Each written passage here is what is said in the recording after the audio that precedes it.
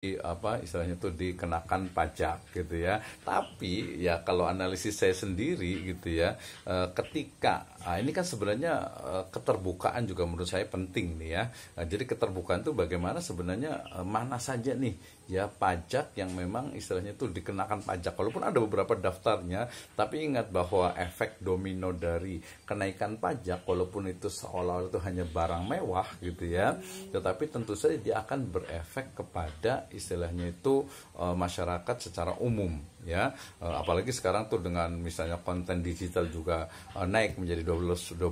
Nah, kalau kita bicara tentang 12%-nya itu kan sebenarnya kelihatannya simpel ya, hanya 1% gitu kan ya. Kan tadinya itu 10%, 11%, 11% sekarang menjadi 12%, kan cuman 1% doang gitu kan ya. Berarti istilahnya begini, kalau saya misalnya makan di misalnya satu franchise satu restoran lah ya, saya makan di restoran itu misalnya 100.000 gitu ya, maka yang awalnya itu 10 atau 11% ya, 100.000 saya harus membayar 110.000 ya kan ya, 110 kan 10% kan ya.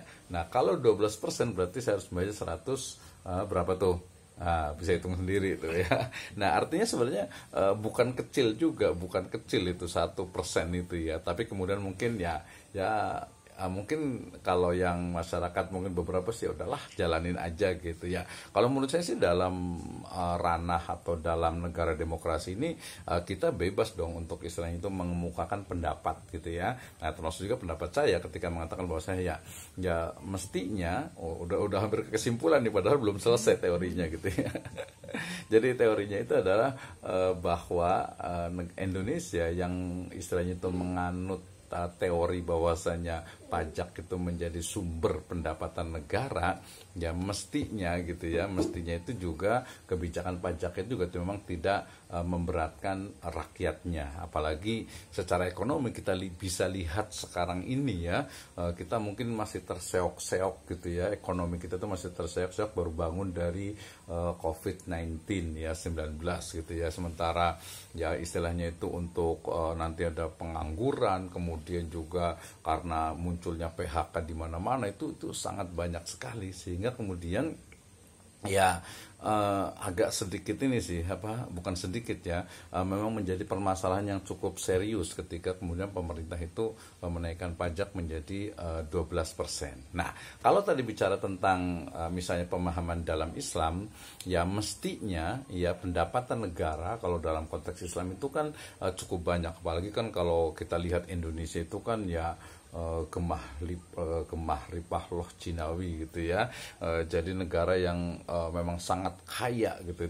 Itu sebenarnya sudah menjadi rahasia umum. Tapi kayaknya kaya punya siapa nih ya, misalnya di Sulawesi istilahnya itu tambang sumber daya alam itu begitu besar tuh, punya siapa, dikelola oleh siapa gitu ya. Kemudian juga di Papua misalnya gitu kan ya, itu yang sangat luar biasa. Termasuk sekarang tuh di NTB ya, di Dompu sana katanya ada cadangan emas itu sekian ton lah mungkin gitu ya. Tapi ini siapa nantinya akan mengelola gitu. Kalau saya sendiri agak cenderung khawatir malah nanti akhirnya ya masyarakat itu ya akan ya mungkin mendapatkan hanya ampasnya aja lah gitu ya. Mungkin nggak usah jauh-jauh di Bogor Barat misalnya itu ya, di di Gunung Pongkor sana gitu, masyarakat ketika gali dianggapnya ilegal gitu ya. Sementara kalau dana CSR ya mungkin segitu-gitu aja. Jadi masyarakatnya ya walaupun wilayahnya kaya, masyarakatnya ya jadi tetap aja miskin. Pajaknya kalau dulu ada sentralisasi di setor misalnya ke Jakarta gitu ya, kemudian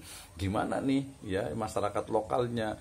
Nah mungkin juga bukan masyarakat lokalnya, ini termasuk juga sebenarnya kan ini ya istilahnya itu ya birokrasi dan juga distribusi ini kan juga penting nih. Makanya mahasiswa harus betul-betul kritis nih ya, termasuk masyarakat juga ya. Kita sekali lagi saya katakan kita itu di alam demokrasi yang diberikan kebebasan untuk mengemukakan pendapat gitu ya. Jadi sangat naif sekali kemudian ketika suara rakyat kok tidak diperhatikan gitu ya, tidak perhatikan. Nah, jadi kembali ke tadi teori tentang pajak, kemudian juga kenaikan ini ternyata juga tidak sesederhana yang kita bayangkan. Ya kalau saya prediksi gitu ya, bahwa ya kenaikan ini bukan cuma di barang mewah, bukan hanya orang yang gajinya 2 digit gitu ya, bukan, tapi itu akan berefek. Sebenarnya simple, analoginya itu sederhana gitu ya. Misalnya pengusaha X misalnya, dia punya misalnya tadi itu restoran gitu kan ya. Nah, ketika kemudian pajak itu dinaikkan, restoran kah, pabrik kah, atau apa saja, kemudian ternyata pajak itu dinaikkan gitu ya, pajaknya naik 12% gitu kan ya.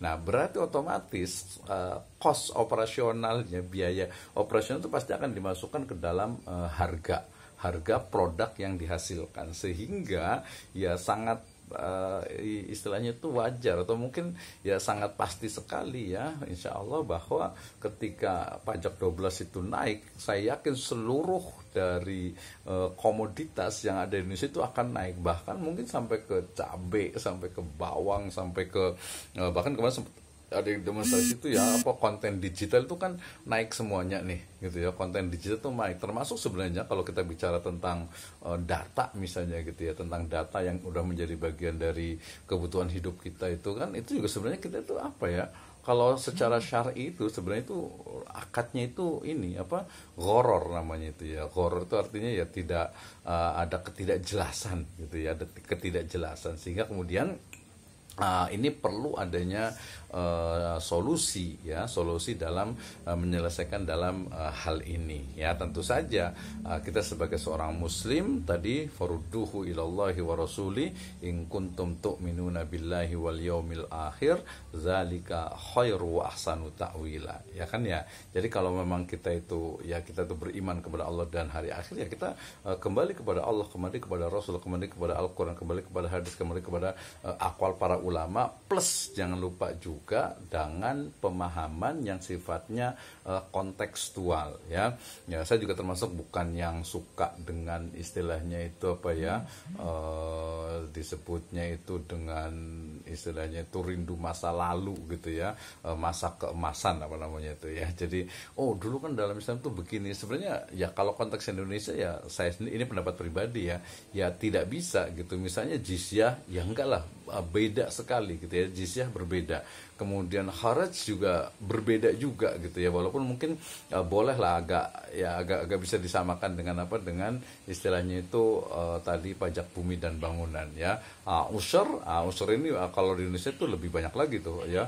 Kalau kita lihat barang-barang yang masuk impor itu, nah kaitan dengan impor ini kan justru kadang banyaknya yang black market itu kan jadi masalah juga tuh ya, jadi masalah juga, artinya barang-barang yang masuk ke Indonesia kemudian tidak ya membayar pajak. Termasuk juga kemarin kenapa misalnya Indonesia ini belum istilahnya itu apa ya, membolehkan tentang kripto misalnya gitu ya, termasuk kalau Bitcoin juga misalnya gitu ya. Nah, karena memang penerapan untuk pajaknya terutama nih sedang digenjot ya, untuk istilahnya itu pajak-pajak dari konten digital. Dulu ingat sekali kan ketika Ghazali itu dia di NFT itu dapat sekian berapa tuh ya, sekian miliar, sekian triliun gitu.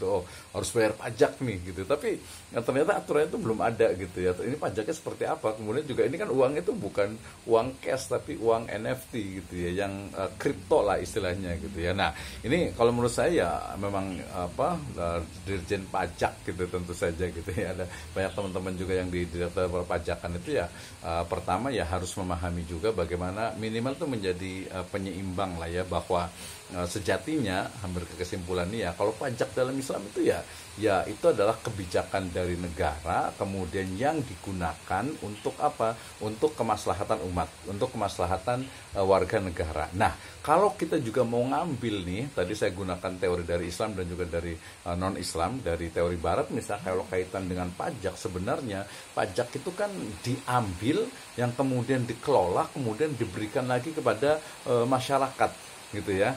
Jadi harus ada apa ya, take and give-nya gitu, take and give-nya. Jadi kita bayar pajak, masyarakat itu bayar pajak, dan apa yang dia dapatkan. Nah, ini tentu saja kita harus menjadi warga negara yang cerdas gitu. Oh, kita dapat nih 50% listrik, diskon 50% listrik gitu ya.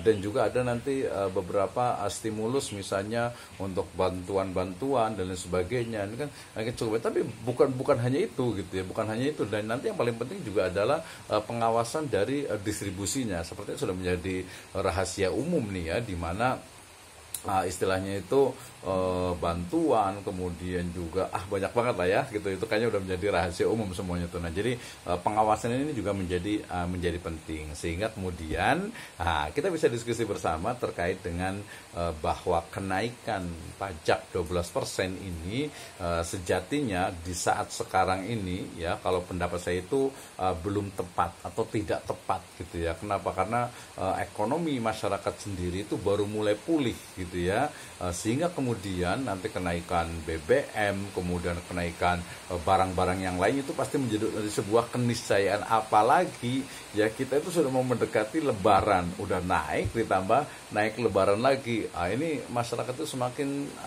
ya sulit, tersiksa ya. Saya sendiri melihat bahwa daya beli masyarakat itu juga kurang, walaupun banyak program stimulus dari pemerintah ya, kemudian juga industri sendiri juga seperti itu gitu ya, dan pokoknya banyak lah. Jadi kalau kesimpulan dari saya, silakan nanti boleh didebat gitu ya, bahwa kenaikan ini unsur kemaslahatannya tadi merujuk pada tasarruful imam ala ra'iyatin manutun bil maslahah, itu tidak memenuhi syarat sebuah kemaslahatan. Kenapa? Karena masyarakat kita sekarang ini baru mulai bangun dari ekonominya begitu berat, kemudian ditambah lagi. Tadi mungkin alasannya ini kan untuk orang-orang kaya saja. Nah, sebaiknya untuk orang kaya itu memang ada kebijakan khusus yang lebih memang kan nanti gini, jangan sampai salah dengar ini ya, fungsi dari pajak itu kan kalau dalam Al-Quran itu di surat Al-Hasr ayat ke-7 itu kan kaila yakuna dulatan bainal agniya'i minkum gitu ya. Jadi agar harta itu tidak hanya beredar pada orang kaya saja.